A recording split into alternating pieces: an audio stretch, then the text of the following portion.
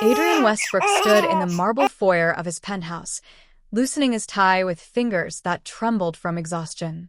At 35, he built an empire that spanned 3 continents, but tonight, like every night for the past 3 months, he returned to a home that echoed with emptiness.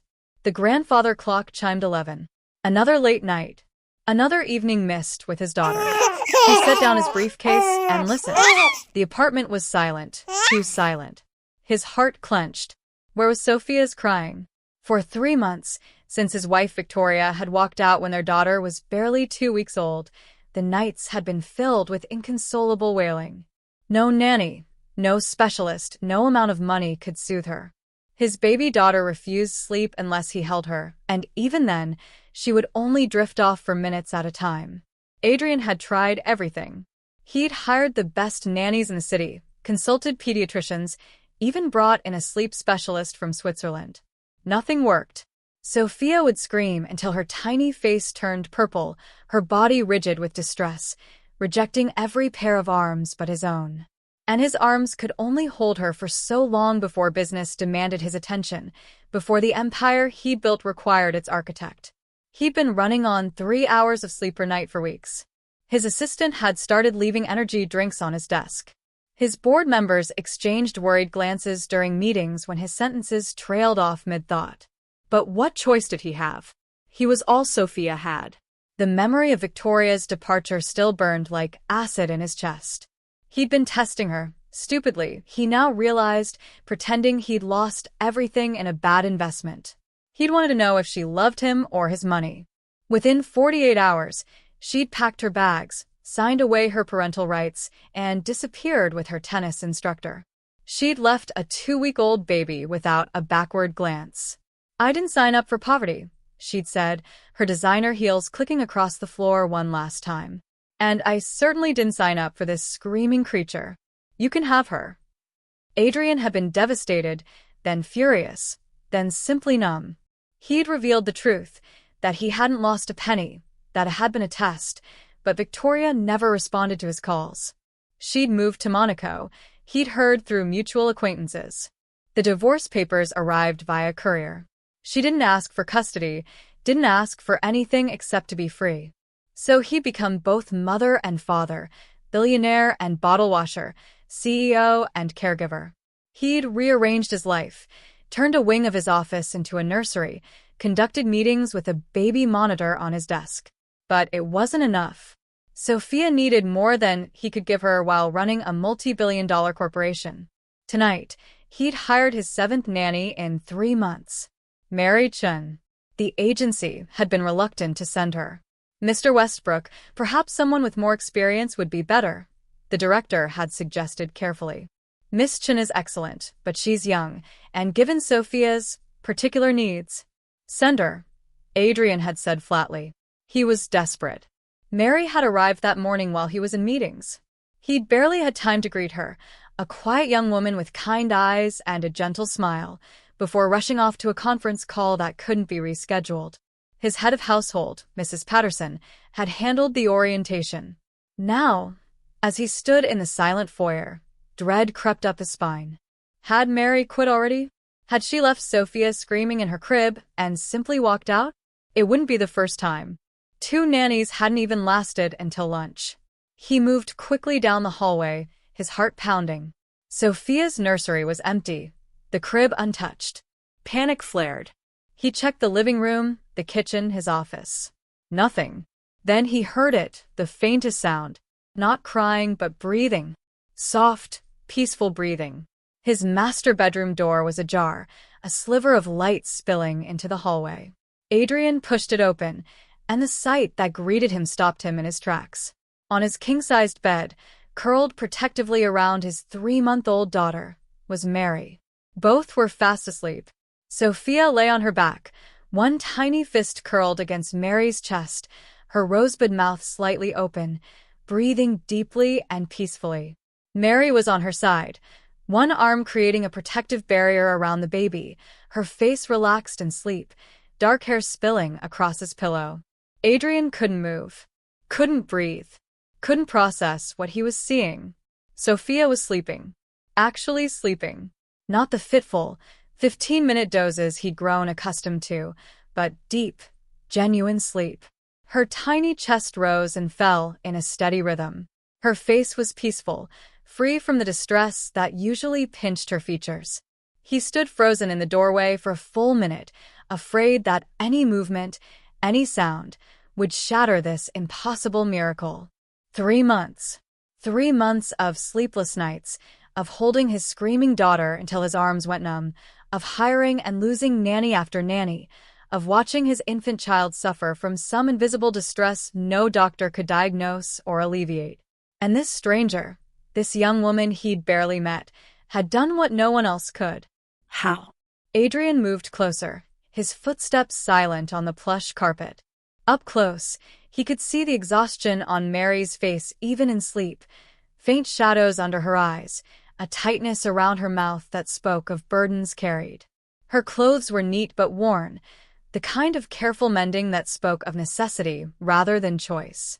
Her hands, resting protectively near Sophia, were small and work-roughened. Something in his chest cracked open. When was the last time someone had looked at his daughter with such tender protection? When was the last time anyone in this vast, empty apartment had offered genuine care rather than professional service? He should wake them. It was inappropriate for the nanny to be sleeping in his bed. There were boundaries, protocols. Mrs. Patterson would be scandalized. But he couldn't bring himself to disturb the scene. Sophia was sleeping. Actually, truly sleeping. Whatever magic this woman possessed, whatever miracle she'd performed, Adrian wasn't about to interrupt it. Adrian spent the night in his study, trying to work but mostly watching the baby monitor. Sophia slept for 6 straight hours, a record that seemed impossible. When she finally woke around 5 in the morning, he heard Mary's soft voice through the monitor, gentle and soothing, and within minutes, Sophia was quiet again. By the time he'd worked up the courage to knock on his own bedroom door at 7, sunlight was streaming through the windows. He heard Mary's voice, singing something soft and melodic in what sounded like Mandarin. "Come in," she called. He entered to find her sitting cross-legged on the floor, Sophia lying on a blanket before her, cooing happily as Mary made silly faces. It was such a normal scene, the kind he'd imagined when Victoria was pregnant, the kind he'd thought he'd lost forever. Mary looked up, her cheeks immediately flushing pink. "Mr. Westbrook, I'm so sorry. I know I shouldn't have. The bedroom was completely inappropriate. It's just Sophia was so upset and nothing was working, and I remember my mother used to say that babies can sense when you're tense, so I tried to relax and I lay down with her and she stopped, taking a breath. I apologize. It won't happen again." Adrian held up a hand. "How did you do it?" Mary blinked. "Sir, she slept. For 6 hours. 3 months, and she's never slept more than 20 minutes at a time." His voice cracked despite himself. "How did you do it?" Understanding softened Mary's features. She looked down at Sophia, who was gripping her finger with surprising strength. "I don't think I did anything special, Mr. Westbrook. I held her, and I talked to her, told her stories about my grandmother, about the village where I grew up, and I sang her the songs my mother sang to me. The other nannies held her. They talked to her." "Perhaps." Mary's voice was gentle. But did they mean it? The question hung in the air. Adrian thought about the parade of professionals who'd passed through this apartment. Competent, trained, experienced. But had any of them truly connected with his daughter? Or had they simply been performing a job? "Tell me," he said, sitting down in the armchair near the window. "Tell me about these songs. About your grandmother's village." Mary hesitated, clearly uncertain about this departure from normal employer-employee relations. But then Sophia made a happy gurgling sound, and Mary smiled, a real smile, warm and genuine. "My grandmother lived in a small village in Fujian province," she began. "She used to tell me that every baby is born with an invisible thread connecting them to the people who are meant to love them. She said some people can see those threads if they look carefully enough." Adrian leaned forward. "And can you see them?" Mary's eyes met his, and in them, he saw something that made his breath catch, a depth of understanding, of kindness, that he hadn't encountered in years. Sometimes, she said softly, when I look at Sophia, I see someone who's been scared, who lost someone important and doesn't understand why, who's been waiting for someone to really see her, not just take care of her. The words hit him like a physical blow. Of course. Of course Sophia had lost someone. She'd lost her mother at 2 weeks old. While Adrian had been processing his anger and betrayal, had he stopped to consider what Victoria's abandonment meant to his infant daughter? I've been so focused on the logistics, he said hoarsely. Feeding schedules, sleep training, pediatrician appointments. I never thought about he couldn't finish. You're her father, Mary said gently. You've been doing everything you can. Babies are resilient, Mr. Westbrook. She'll be okay. She just needs to know she's safe. That she's loved. That she won't be abandoned again. How do you know so much about this? The agency said you were relatively new to childcare. A shadow crossed Mary's face. I raised my younger siblings after my mother died. 4 of them. I was 12 when she passed. Adrian felt something shift in his chest. I'm sorry. It was a long time ago. Mary looked down at Sophia. But I learned that children need presence more than perfection. They need to feel your heartbeat, hear your voice, know that you're there. Not as a job, but as a person who cares. They sat in silence for a moment, Sophia's happy babbling filling the space between them. Mrs. Patterson told me about your wife, Mary said quietly. I'm sorry for your loss. It wasn't a loss, Adrian said bitterly. She chose to leave. Still. For Sophia, for you, it's a loss. Grief doesn't care about the reasons. He looked at this young woman who'd somehow seen into the heart of his broken family in less than 24 hours. You're very wise for 27. Mary laughed, and the sound was like sunshine breaking through clouds. I'm very tired for 27. Wisdom is just exhaustion with better PR. Despite everything, Adrian smiled. When was the last time he'd smiled? The bedroom situation, he began. It won't happen again, Mary said quickly. I overstepped. I was just so desperate to help her sleep, and I wasn't thinking clearly. I want it to happen again. Mary stared at him. I'm sorry. Adrian stood, pacing to the window. Below, the city was waking up. Millions of people starting their days, pursuing their lives, carrying their own burdens and joys. Sophia slept for 6 hours last night. 6 hours. Do you understand what that means? What it means for her development, her health. What it means for, he stopped, his voice thick. If sleeping near you helps her, then that's what we'll do. We'll move your room next to the nursery. Or we'll set up a bed in her room. Whatever works. Mr. Westbrook, that's not exactly conventional. I don't care about conventional. He turned to face her. I care about my daughter. And for the first time in 3 months, she's happy. If you can give her that, if you can give us both that, then we'll figure out the logistics.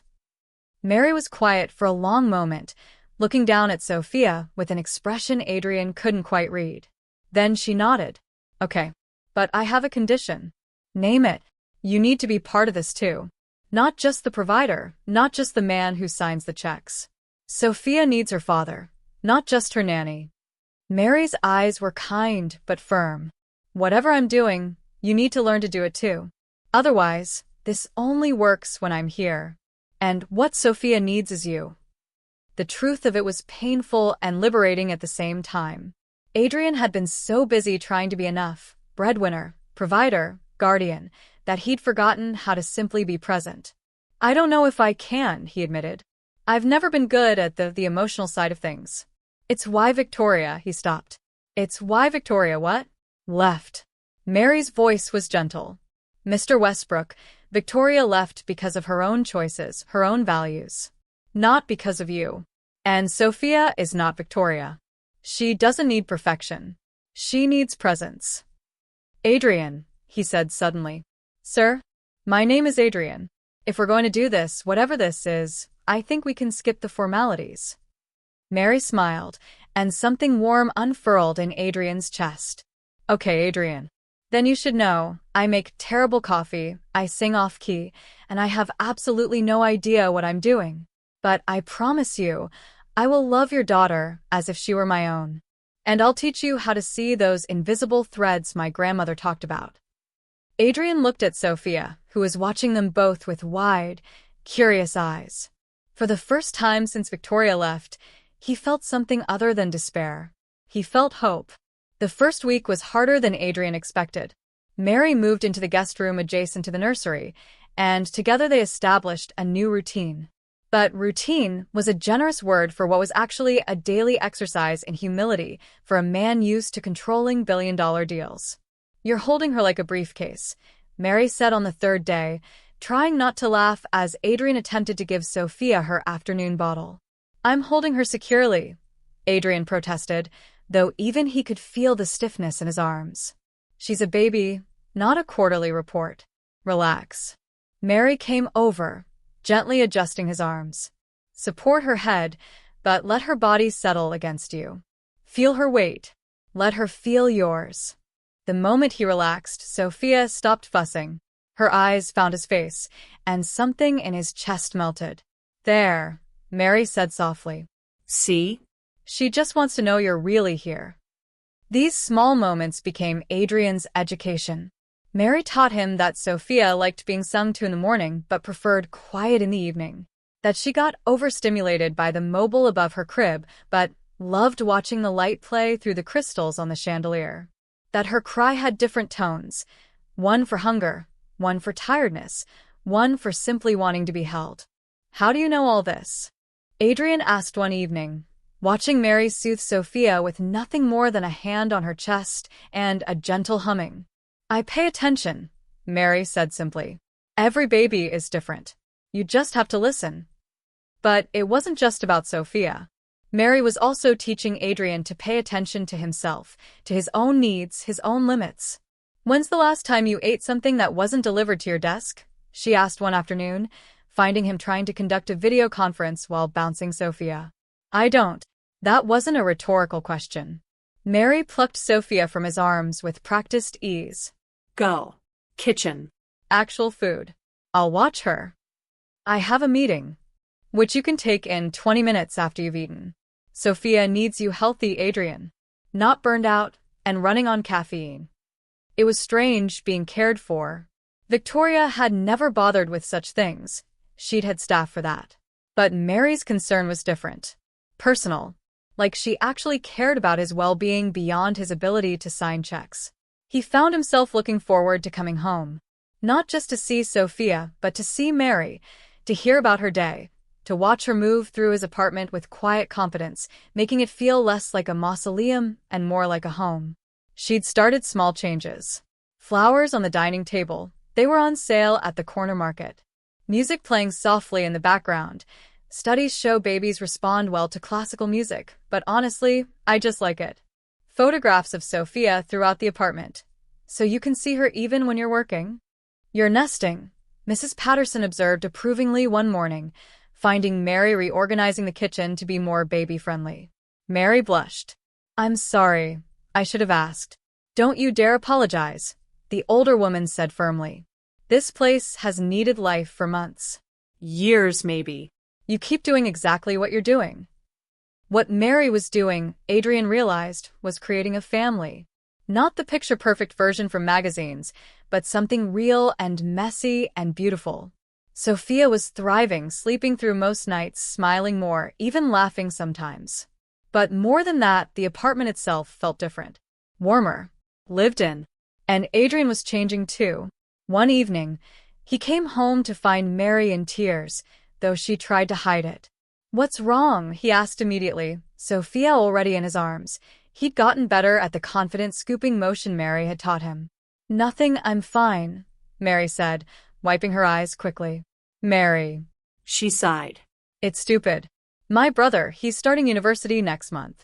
I've been saving to help with his tuition, but the landlord raised the rent on my apartment and I can't." She stopped. "I'm sorry. This isn't your problem."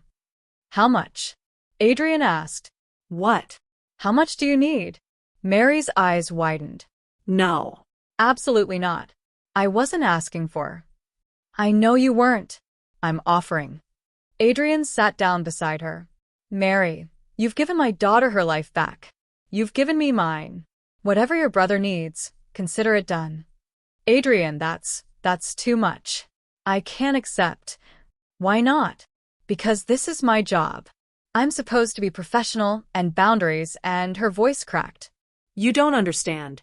I've spent my whole life refusing charity, making my own way. If I accept this, if I let you solve my problems with money, then what am I? Adrian was quiet for a moment, understanding dawning. You're afraid of becoming like Victoria, of being here for the wrong reasons. Mary's silence was answer enough. Let me tell you what I see, Adrian said gently, shifting Sophia to his shoulder.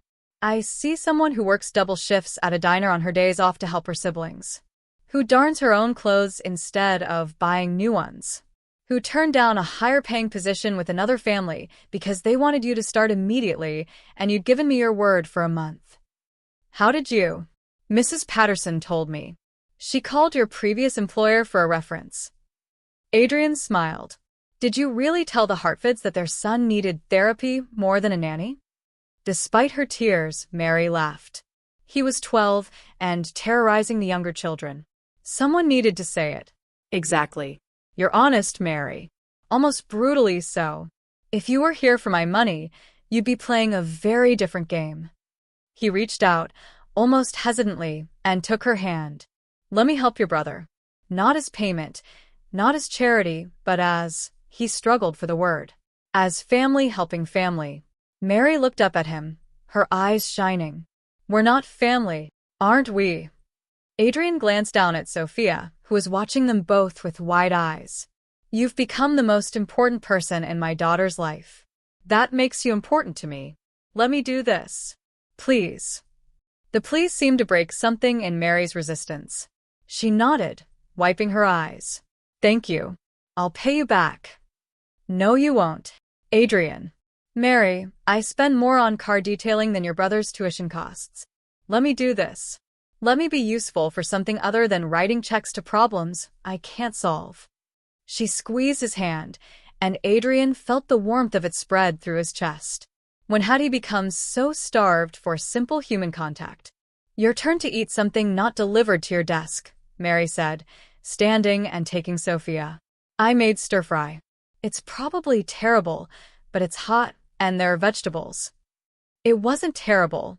It was delicious. And they ate together at the dining table like a real family, Sophia and her bouncer between them, and Adrian couldn't remember the last time he'd felt this, content. Later that night, after Mary had settled Sophia in her crib and retired to her room, Adrian stood in his study, looking out at the city lights. His phone buzzed with its usual barrage of emails, stock alerts, meeting requests. The empire that demanded his constant attention. But for the first time in 3 months, he didn't feel trapped by it. Because he had something to come home to. Someone who saw him not as Adrian Westbrook, billionaire CEO, but as Adrian flawed, learning, trying. Someone who was teaching him to see the invisible threads his heart had forgotten how to notice.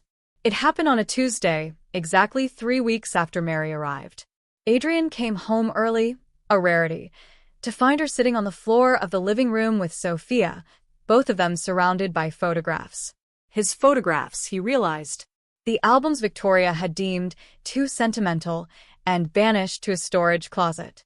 I'm sorry, Mary said immediately, looking guilty. Mrs. Patterson said it was okay to look through the storage room for extra baby blankets, and I found these, and I thought Sophia should know where she comes from, who her family was. Adrian knelt beside them, picking up a photo of his parents. They died in a car accident when he was 25, just as he was building his first company. My mother would have loved Sophia, he said quietly. She looks like you, Mary observed, pointing to a photo of young Adrian with his mother. Same eyes. Everyone said I had my father's temperament and my mother's heart. Adrian smiled sadly. Though Victoria would argue, I have no heart at all. Victoria was wrong about a lot of things. The quiet certainty in Mary's voice made Adrian look up. She was watching him with that steady, knowing gaze that always seemed to see right through his carefully constructed defenses. Was she, though? Adrian set down the photo. I built an empire, Mary. I can negotiate with the toughest investors, outmaneuver any competitor. But I couldn't make my wife love me. Couldn't even make her stay for our daughter. Because she was incapable of it. Not because you were unlovable. You don't know that, don't I? Mary shifted Sophia to her lap. Adrian, I've been here 3 weeks. In that time, I've watched you learn to change diapers even though you're clearly terrified of getting it wrong. I've seen you cancel meetings to be here for Sophia's doctor appointments. Last week, you sat on the floor for 40 minutes making silly faces just to hear her laugh. She smiled. A man without a heart doesn't do those things. Adrian felt something crack in his chest, like ice breaking after a long winter. Victoria said I loved my work more than I could ever love her. That I was emotionally unavailable. Cold. Did you love your work more than her? I don't know, Adrian admitted. Maybe. The work was easier. Clearer. In business, you know the rules. You know how to succeed. But with Victoria, I never knew what she wanted. I tried to show her I cared, buy her things, take her places, but it was never right. Never enough. Mary was quiet for a moment, gently bouncing Sophia. Can I tell you something my grandmother used to say? Please. She said that some people collect love like seashells on a beach. They pick up whatever catches their eye, admire it briefly, then toss it away when something shinier appears. But other people build homes with love. They choose their stones carefully, cement them with patience, create something that lasts. Mary met his eyes. You're a home builder, Adrian. Victoria was a shell collector.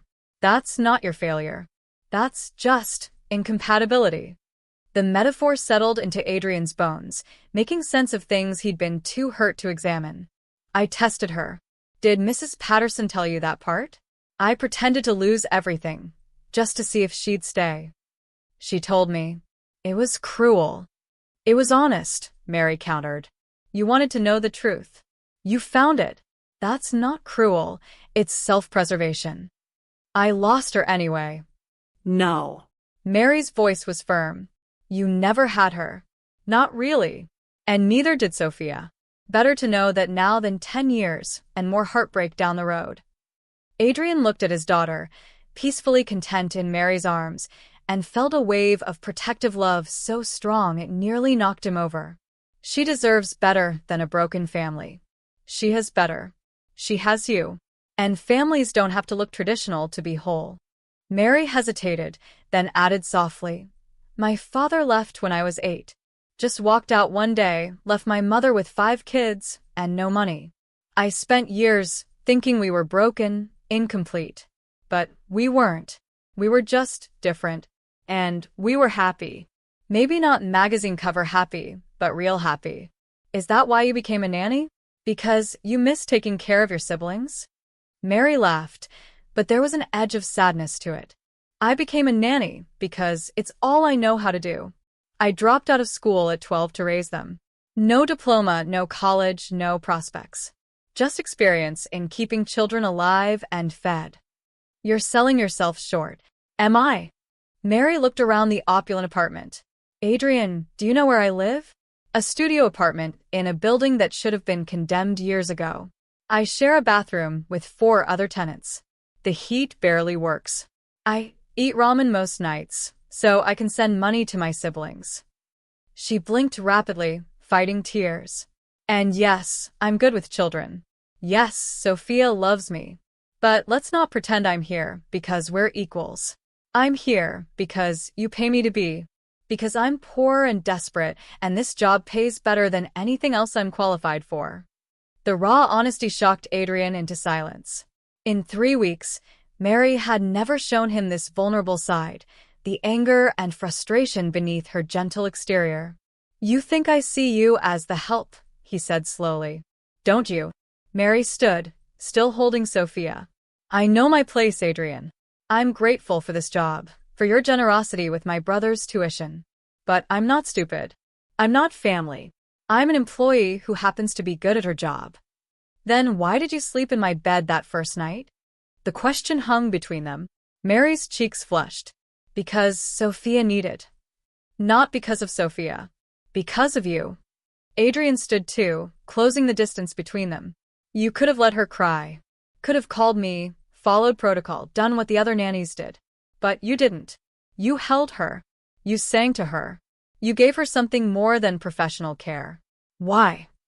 Because she was sad, Mary whispered. Because she'd lost her mother and didn't understand why everyone kept leaving her. Because I know what that feels like, and I couldn't just watch her suffer. Exactly. Adrian's voice was gentle now. You didn't treat her like a job. You treated her like someone you loved. That's not being an employee, Mary. That's being family. Tears spilled down Mary's cheeks. You don't understand. I can't afford to think like that. I can't afford to get attached, to pretend this is something it's not. Because one day you'll meet someone, fall in love, get married, and you won't need me anymore. And if I've let myself believe we're family, if I've let myself care too much, her voice broke. It'll destroy me. Adrian reached out, wiping away her tears with his thumb. The gesture was intimate, tender, and he saw her breath catch. What if I told you I don't want you to leave? Adrian. What if I told you that in 3 weeks, you've become essential? Not just to Sophia, but to me. That I come home early hoping to see you. That I make excuses to work from home just to hear you singing in the other room. That when I think about the future, I can't imagine it without you in it. Mary stared at him, her eyes wide. You're my employer. This is inappropriate. I don't care. The words came out fierce, certain. I've spent my entire adult life playing by the rules, being appropriate, maintaining proper boundaries. Where did it get me? Alone in an empty apartment with a wife who never loved me and a daughter who couldn't sleep. Then you walked in and broke every rule I had, and suddenly, he stopped, struggling for words.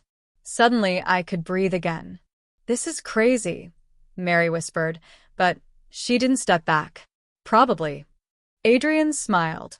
I built my empire on calculated risks. But this, you're not a risk I need to calculate. You're a certainty I need to choose. I'm poor. Uneducated. I don't fit in your world.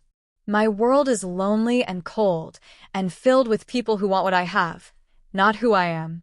You've built a better world right here, in this apartment, with flowers from the corner market and songs in Mandarin and love that costs nothing but means everything. He took her free hand. Don't leave, Mary. Don't pull away, because you're afraid of being hurt. Stay. Let this be real. Let us be family. What are you saying? Mary's voice trembled. I'm saying... Adrian paused, realizing the truth even as he spoke it. I'm saying I'm falling in love with you. And I think you might be falling too. The silence stretched between them, broken only by Sophia's gentle cooing.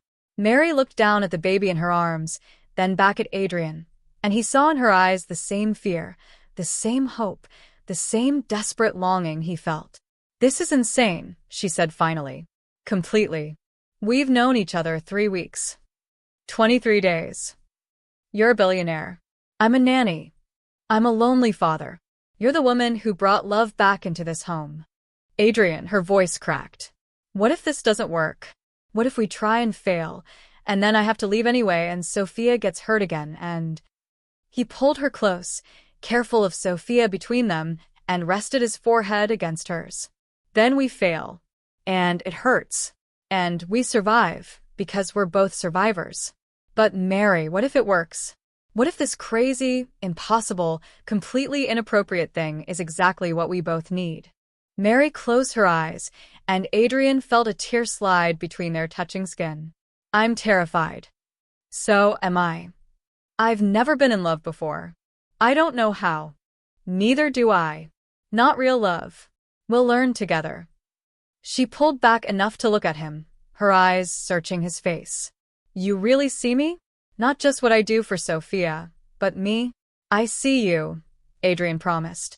I see someone brave and strong and kind. Someone who darns her own clothes and sings off-key and makes terrible coffee. He smiled. Someone who sleeps in strangers' beds to comfort their crying daughters. Someone who taught me how to see invisible threads. Mary laughed through her tears. My coffee isn't that terrible. It really is. She kissed him then, soft and tentative and sweet, and Adrian felt the last of his walls crumble to dust. The next morning, Adrian called his board and told them he'd be working primarily from home for the foreseeable future. "Are you ill?" his CFO asked, concerned. "No," Adrian said, watching through his study window as Mary danced around the living room with Sophia, both of them laughing. "I'm healing." The transition wasn't seamless. There were questions from Mrs. Patterson, supportive but concerned about propriety, from Adrian's business associates, confused by his sudden domesticity, from Mary's siblings, protective and suspicious. "He's a billionaire," Mary's younger brother James said during a video call, his face skeptical on the screen. "Mary, please tell me you're not." "I'm not anything," Mary said firmly. "We're taking things slow, getting to know each other." He's a good man, James. "A good father." "Who happens to be your boss?" "Who happens to be Mary paused. What were they exactly? They'd only kissed once more since that first time, careful and cautious, both terrified of rushing into something that felt so precious and fragile. "Friend." "Friends don't look at friends the way he looks at you," her sister Lisa observed from beside James, her voice knowing. "I saw how he watched you during Sophia's playtime. That man is in love." Mary's cheeks heated. "It's complicated." "Love always is," Lisa said wisely, despite being only 19. "But Mary, for once in your life, let yourself be happy. Let someone take care of you for a change." That was the hardest part, learning to receive. Adrian wanted to shower her with gifts, opportunities, experiences. He offered to pay for her to get her GED, then college. To set up her siblings in better housing. To buy her new clothes, a car, anything she wanted. "You're trying to buy my affection," Mary accused one evening, after he'd casually mentioned purchasing a building in her neighborhood to renovate for her family. "I'm trying to show you I care," Adrian countered. "Is that so wrong? When I can't reciprocate, yes." Mary set down the cup of terrible coffee she'd been drinking. "Adrian, I can't compete with your resources. I can't buy you buildings or fund your dreams. All I have is," she gestured helplessly, "myself. My time. My care. That's it." "That's everything," Adrian said softly. He pulled her close. "Mary, I don't need gifts. I need you. Your laughter. Your songs. The way you make Sophia giggle. The way you've made this apartment feel like home. That's worth more than any building." But words weren't enough for Mary. She needed to contribute, to feel like an equal partner rather than a charity case. So she started small, cooking meals after watching YouTube tutorials to improve beyond ramen, reorganizing his cluttered office, teaching him more about childcare, so he could be fully present with Sophia on his own. "You're nesting again," Mrs. Patterson observed, finding Mary putting together a photo album of Sophia's first months. "I'm documenting," Mary corrected, but she smiled. The apartment did feel different now, lived in, loved in. They'd moved the rarely used formal dining room into a playroom for Sophia. The sterile kitchen now had children's artwork, Sophia's handprints, carefully guided by Mary, on the refrigerator. There were toys in corners, books scattered on tables, the beautiful chaos of actual life. Adrian thrived in it. He started coming home earlier, conducting more meetings via video, turning down travel that would take him away for too long. His assistant noticed. "You're different," she said during one of their morning briefings. "Lighter somehow." "I have more to come home to," Adrian said simply. But with the joy came fear, specifically, Mary's fear that this was temporary, that she was living in a fairy tale that would inevitably end. It came to a head one evening when Adrian's lawyer called about the divorce papers. Victoria wanted to make it final, apparently planning to remarry. She was willing to sign away all parental rights permanently in exchange for a settlement. Adrian was relieved. Mary was terrified. "She could come back," Mary said, pacing the bedroom while Sophia napped. "Once the papers are signed, once everything's settled, you'll be free. Available. Every eligible woman in the city will be competing for your attention. Beautiful, educated, sophisticated women who actually belong in your world. Mary. And I'll just be the nanny. The help. The temporary comfort until something better comes along." "Mary." Adrian caught her shoulders, forcing her to stop pacing. "Listen to me. I don't want beautiful, educated, sophisticated women. I want you. Messy, stubborn, terrible coffee making you. You say that now. I say that forever. Adrian pulled a small box from his pocket, and Mary's eyes went wide. I was going to wait. Do this properly, romantically. But I can't watch you torture yourself anymore. Adrian, what are you? He opened the box. Inside was a ring. Not the massive diamond Victoria would have demanded, but a delicate silver band with 3 small stones: sapphire, emerald, and diamond. Sophia's birthstone, your birthstone and mine, Adrian explained. A family. Not traditional, maybe not what anyone expected, but ours. He took her hand. Mary Chin, will you marry me? Will you let me spend the rest of my life proving that you're not temporary, not a placeholder, but the love I didn't know I was waiting for? Mary stared at the ring, tears streaming down her face. This is insane. We've known each other less than 2 months. 47 days. You're supposed to court me, date me, take things slow. I'll court you for years if you want. We don't have to get married tomorrow. We don't have to get married ever if you don't want to. But I needed you to know, I need you to believe, that this is real for me. That you're real for me. That I'm not waiting for someone better, because there is no one better. I'm poor, Mary whispered. I don't care.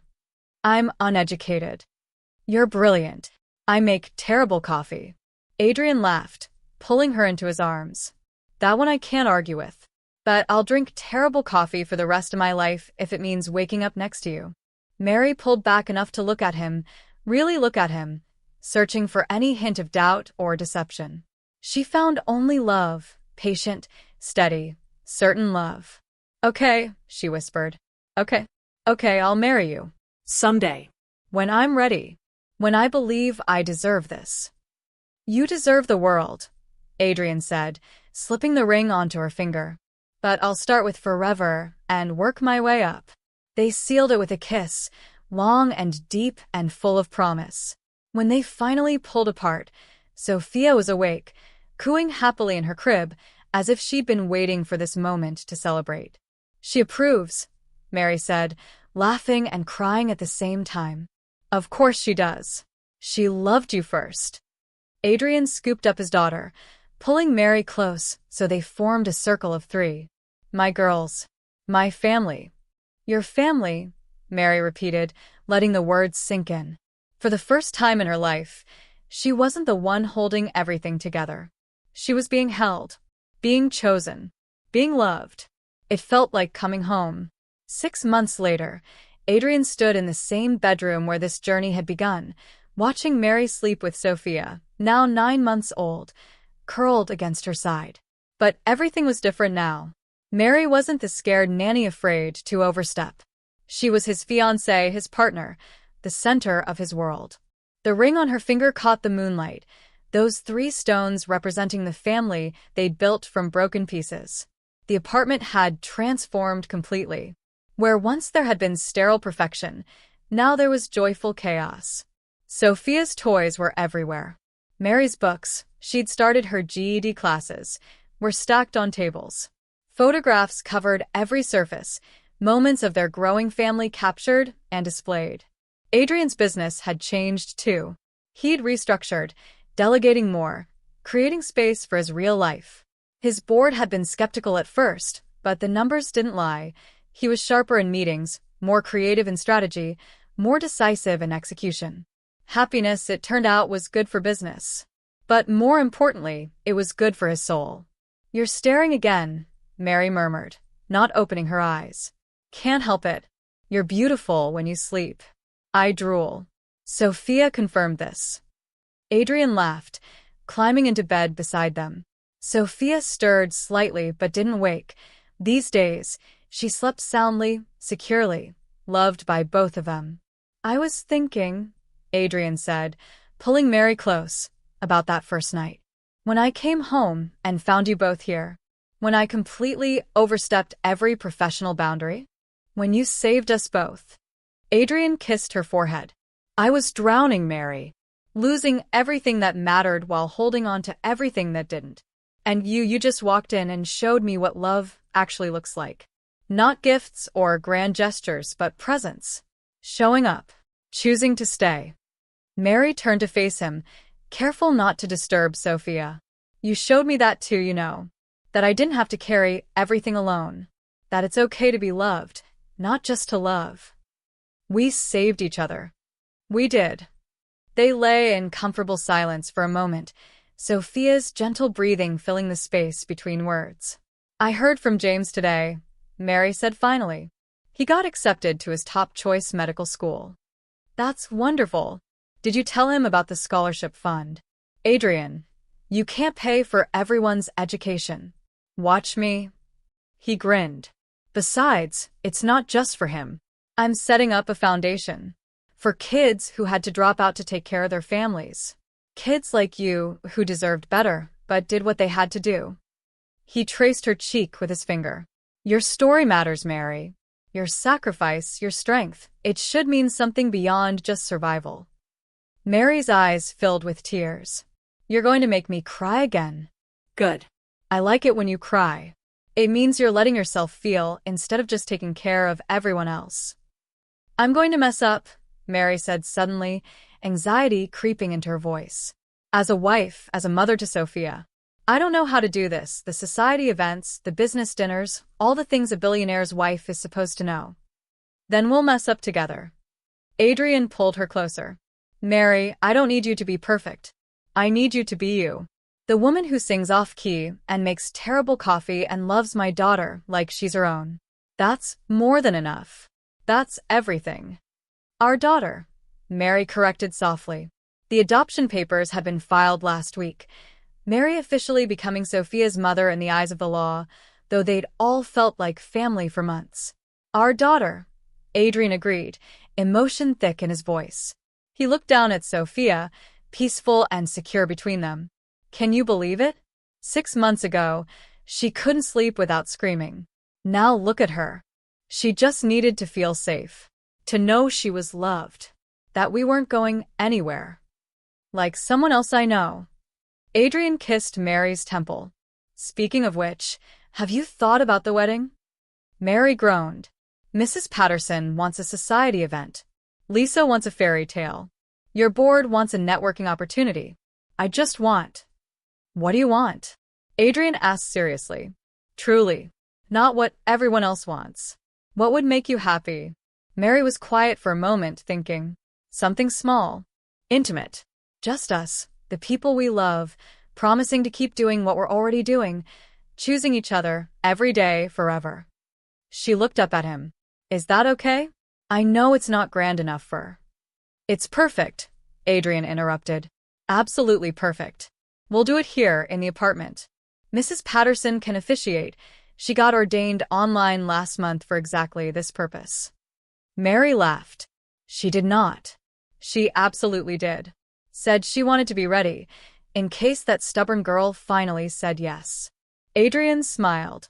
She loves you, you know. Everyone does. You have this way of making people feel seen, valued. It's a gift. I learned from the best, Mary said, gesturing between them. You saw me. Really saw me. Not just the nanny or the help, but Mary, the person. Always, Adrian promised. Sophia chose that moment to wake up, her eyes opening to find both her parents watching her. She smiled, that gummy, full-face smile that lit up their world, and reached for them both. Mama, she babbled, though whether she meant Mary or was just making sounds, they couldn't tell. It didn't matter. Mary was her mama, in every way that counted. Dada, Sophia added, patting Adrian's face with her chubby hand. That's right, princess, Adrian said, his voice thick with emotion. Your mama and dada. Your family. Mary watched them together. This man who'd been so lost and lonely, this baby who'd cried without comfort, and marveled at the journey that had brought them here. From that first night, when she dared to break the rules and simply love this child who needed her, to this moment, surrounded by the family they'd built from broken pieces. Surrounded by the family they'd built from broken pieces. I love you, she whispered to Adrian. I love you too, he replied. Both of you. Forever. And in that moment, in that bedroom where it all began, With their daughter between them and the future stretching bright ahead, Mary finally allowed herself to believe it. She was home. They all were. The wedding happened 3 months later, simple and small, just as Mary wanted. Mrs. Patterson officiated, crying through the entire ceremony. Lisa was maid of honor. James walked Mary down the aisle, which was really just the living room. Sophia served as flower girl, though mostly she just ate the petals. It was perfect. That night, as Adrian carried a sleeping Sophia to her crib and returned to find Mary in their bedroom, officially now, he thought about the journey that brought them here. The pain, the loneliness, the desperate late nights when he'd thought he couldn't go on. And then Mary, walking into his life with nothing but love to offer, teaching him that sometimes the greatest treasures come in the simplest packages.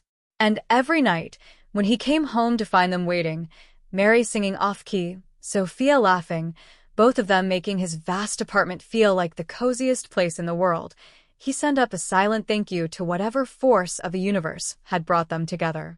His broken family had become whole. Not despite the cracks, but because of them. The spaces where light got in, where love could take root, where three lost souls found each other and decided to stay. Forever.